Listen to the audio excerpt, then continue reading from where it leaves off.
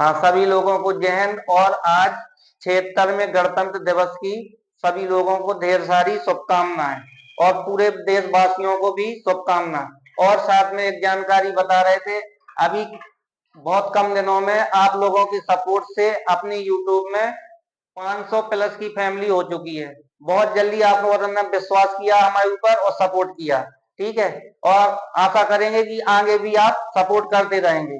लेकिन आज हमारा उद्देश्य है कि हम ये बताएंगे कि गणतंत्र दिवस मनाया क्यों जाता है और मनाते कैसे हैं, ठीक है। हम जानकारी दे रहे हैं। पहले देखो, राजतंत्र। राजतंत्र का मतलब ये होता है कि जो राजाओं द्वारा किया गया शासन, उसको क्या बोलते हैं हम? राजतंत्र। पहले मतलब कि 2 गांव 5 गांव मिला के एक राजा हुआ करता था। यह राजा मतलब एक क्षेत्र का राजा हुआ करता था। पूरा मतलब कि जो शासन व्यवस्था थी राजा के इशारे पे चला करती थी, ठीक है। तो यहाँ तो ये नॉर्मल चीज है, तुम समझ गए हो कि ये राजतंत्र। राजतंत्र के बाद देखो, राजतंत्र के बाद हम बता रहे हैं कि ये स्वतंत्र। स्वतंत्र का मतलब ये है, पहले जब मतलब कि ब्रिटेन में गांधी जी को बुलाए थे गोलमेज सम्मेलन में। गोलमेज सम्मेलन के गांधी जी को पहले गोलमेज सम्मेलन के पहले मतलब कि गोलमेज सम्मेलन के पहले ये कहा गया था 1929 में एक लाहौर अधिवेशन हुआ था। लाहौर अधिवेशन के पहले जो मतलब पंडित जवाहरलाल नेहरू के पिताजी थे मोतीलाल नेहरू।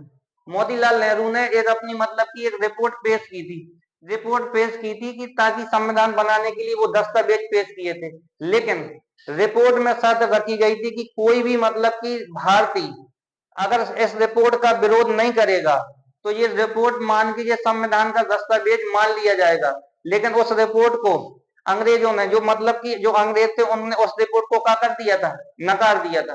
फिर उसके मतलब कि मोतीलाल नेहरू के बेटे ने, मतलब पंडित जवाहरलाल नेहरू का उद्देश्य था, उसने बाद में कहा था कि अब हमको डोमिनियन स्टेट नहीं चाहिए। डोमिनियन स्टेट का मतलब ये होता है, पहले मतलब बाद में जब गोलमेज सम्मेलन हुए, द्वितीय विश्व युद्ध हुआ, फिर बात रखी गई थी कि मतलब कि डोमिनियन स्टेट देंगे। डोमिनियन स्टेट का मतलब ये होता है कि शासन तो करेंगे भारतीय, लेकिन अधिकार किसका रहेगा? ब्रिटेन वालों का। फिर 1929 में पंडित जवाहरलाल नेहरू ने रावी नदी के किनारे, किस नदी के किनारे, मतलब वहां अधिवेशन हुआ था 1929 में, लाहौर अधिवेशन में घोषणा की थी कि हम भारत को क्या बनाएंगे? पूर्ण स्वतंत्र बनाएंगे। क्या बनाएंगे? पूर्ण स्वतंत्र। मतलब कि पूर्ण स्वतंत्र। लेकिन 26 जनवरी 1930 की रावी नदी के किनारे आधी रात में पंडित जवाहरलाल नेहरू ने क्या तिरंगा झंडा को क्या लहरा दिया था? क्या लहरा दिया था? तिरंगा झंडा। उसी दिन से मतलब वो वाली डेट है जब तिरंगा झंडा लहरा दिया था। उसी मतलब कि वही सिलसिले पे पहले जो संविधान था, तुमसे क्वेश्चन पूछता है कि जैसे संविधान है, संविधान आखिरी बार कब मिला था? 14 जनवरी 1950 को। संविधान बन के तैयार कब हो गया था? ठीक है, तो मतलब 26 नवंबर 1949 को। कब हो गया था? 1949 को। लेकिन लेकिन संविधान संविधान का मतलब ये होता है देश का कानून। जो देश का मतलब सर्वोच्च कानून हो वो संविधान है। संविधान को लिखा किसने था? बाबा भीमराव अंबेडकर साहब ने। मतलब कि पूरे देशों के संविधान पढ़ के जो मेन मेन चीजें थी वो अपने संविधान में रखी गई। संविधान बन के कितने दिनों में तैयार हुआ था?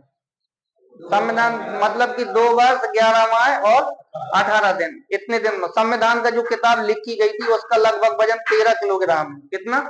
13 किलोग्राम था वजन। 13 किलोग्राम वजन था। जो संविधान बन के तैयार हुआ, संविधान का मतलब होता है कानून। 1946 में मतलब कि जब 1947 में अपना देश आजाद हुआ था, कछु ऐसे मतलब क्षेत्र थे, जैसे पुर्तगालियों ने क्या गोवा है, ये क्षेत्र छोड़ के नहीं गए थे। तब कहा था जब तुम अपना संविधान खुद का बना लोगे, संविधान जब तुम खुद का बना लोगे, इसके बाद हम भारत छोड़ के चले जाएंगे। तो संविधान हम अपना खुद को बन गया। लेकिन संविधान का मतलब है हम 2 महीना पहले नवंबर 26 नवंबर 1949, मतलब 26 नवंबर 1949। लेकिन अब ये स्वतंत्रता दिवस कब मनाते हैं? 26 जनवरी 1950। कितने महीने का अंतर था? 2 महीने का अंतर था। संविधान लागू हमने 26 नवंबर 1949 को इसलिए नहीं किया गया, मतलब इसलिए लागू नहीं किया ताकि हमने जो 26 जनवरी 1930 को क्या मनाया था, क्या क्या किसके रूप में मनाया था? गणतंत्र दिवस के रूप में मनाया था। जब गणतंत्र दिवस के रूप में मनाया था, मतलब देशवासियों को और आवाज मजबूत करने के लिए, देशवासियों को प्रोत्साहन देने के लिए, किस दिन की डेट रखी हमने? मतलब गणतंत्र दिवस की किस दिन की डेट रखी? 26 जनवरी 1950। तो गणतंत्र दिवस समझ गए क्यों मनाया जाता है? तो गणतंत्र दिवस का मतलब होता है कि देश अब किसके हिसाब से चलेगा? कानून के हिसाब से। किसके हिसाब से? कानून। कानून में सबसे उच्च कौन? संविधान, भारतीय संविधान। कौन था बाबू?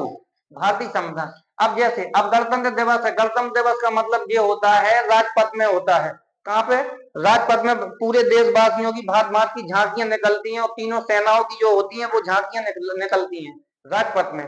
झांकियां इसलिए प्रदर्शित की जाती हैं कि अपने देश की जो सारी समस्त शक्ति हो, वो मतलब अन्य देश को दिखाने के लिए हमने एक साल में डेवलप क्या किया है। तो झांकियां और अन्य प्रकार के प्रोग्राम रखे जाते हैं और साथ में किसी अन्य देश के या राष्ट्रपति को, किसी अन्य अन्य देश के राष्ट्रपति को गेस्ट के रूप में भारत में बुलाया जाता है। मतलब गेस्ट के रूप में भारत में क्या कर किया जाता है? बुलाया जाता है। और बुलाया जाता है इसके मतलब कि इसमें कौन होगा? इसमें मेन चीज होता है गणतंत्र दिवस में मतलब होता है संविधान का मतलब होता है मुख्य रूप से कौन? जनता। कौन होगा? जनता। और साथ साथ में ये होता है गणतंत्र दिवस का मतलब है कि किसी के नहीं चलेगी। किसकी चलेगी? जनता की। किसकी चलेगी? जनता की। और देशवासियों को किसके हिसाब से चलेंगे? कानून के हिसाब से। किसके हिसाब से? कानून के हिसाब से। सबके लिए समानता मानता की बात की गई है। ठीक है। जय हिंद दोस्तों।